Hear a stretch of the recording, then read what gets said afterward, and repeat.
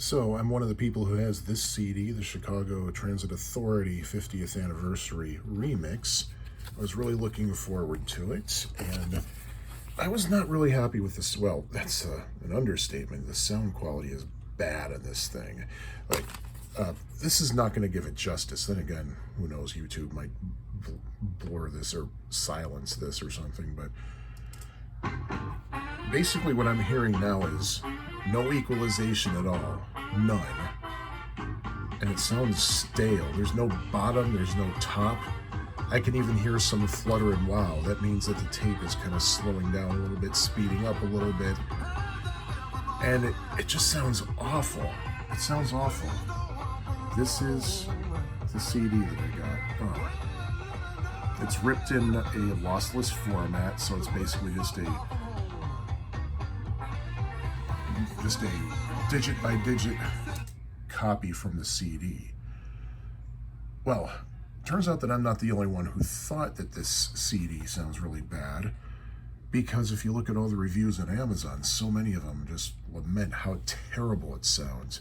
If you go to the Steve Hoffman forum, well, Steve Hoffman people are going to complain about everything, but especially this. I had my wife listen, and she's not as much of an audiophile as I am, and I'm not as much of an audiophile as a lot of people, and even she was like, what the hell is this, when she heard it. So yeah, it didn't sound bad, but that was the general overall feel. Rhino Records explained that they had accidentally put in the master that was meant for vinyl and used it as the CD, which, okay, that's fine, just admit it and correct it. The problem is that there are people who have the vinyl who say, well, yeah, I have the vinyl and that sounds equally bad. It's the same thing. But regardless, Rhino agreed to correct it and send corrected CDs to anybody affected. So I sent an email over to Rhino, or actually it was Warner Music Group, I think, and they said, hey, we'll get your CD out as soon as we can. We're having everybody not come in for a while because of COVID-19, which is fine. But having said that, it was last week, just actually a few days ago, I got this, the replacement CD, with no cover letter or anything. It was just this in a white envelope, one of those little paper sleeves you can put CDRs in. And if I'm looking at this, and then I'm looking at the original. I'm looking at this, and there's no way to tell just by looking at the CD which one is the original and which one is the alleged corrected one. So I figured, whatever.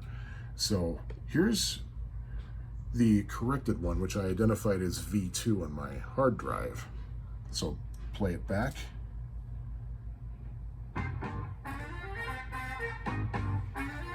And I'm not hearing a difference. And again, there's that tape slowdown, the flutter and wow, the crappy EQ. It just sounds terrible. Well, okay, maybe not everything sounds terrible. The vocal sounds pretty good. Terry Kath is sounding great, but everything else sucks. So the only difference I could tell is that the new version starts after a little bit of a delay, at least more of a delay than the old version. Here's the old version. Gonna hit it now. Okay, and now I'm gonna hit this one now. Okay, so the only thing is that there's a delay. So here's what I did. I opened up Audacity and I loaded the new version of the song up here, and then the old version of the song down here. And I edited the space so that they're in perfect sync with each other. And then what I did was I highlighted one of the two versions of the song and did the invert. What that does is it flips the wave over upside down and inverts the the phase. And so when you play two recordings together, one of which has the phase inverted, anything that it has in common, anything that the two sounds have in common will cancel out. And whatever doesn't cancel out is basically what's left over. What's really cool is you can do that with some stereo recordings and cut the vocal track out. In fact, that's how a lot of karaoke machines work. They take actual recordings and they just phase invert the stereo track.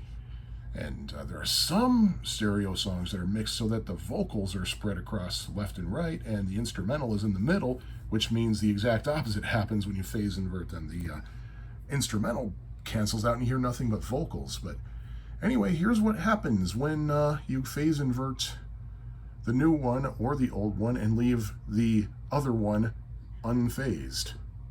Hear that?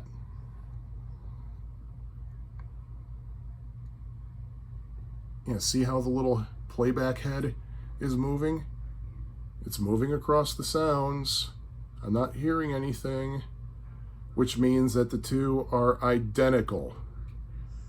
And here, just so you know, I'm gonna actually delete a portion, just a tiny portion of one of the sounds, and you can hear where things start to kick in. See? And if I undo that so that it gets back in, I don't hear anything. It's 100% canceled out. Whoa. And let's see if I invert it back. If I do another invert. Since the phases are both, since the waves are both oriented the same way now.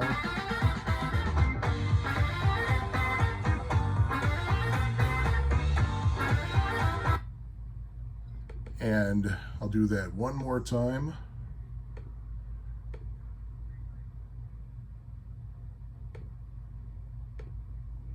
Nothing. So basically Rhino sent me the exact same freaking thing with just a little bit of a delay on the start. So yeah, I'll give them the benefit of the doubt. They might have accidentally sent me the wrong CD and that the corrected one is somewhere else, but there you go. There's your Chicago Transit Authority 50th Anniversary Remix corrected CD.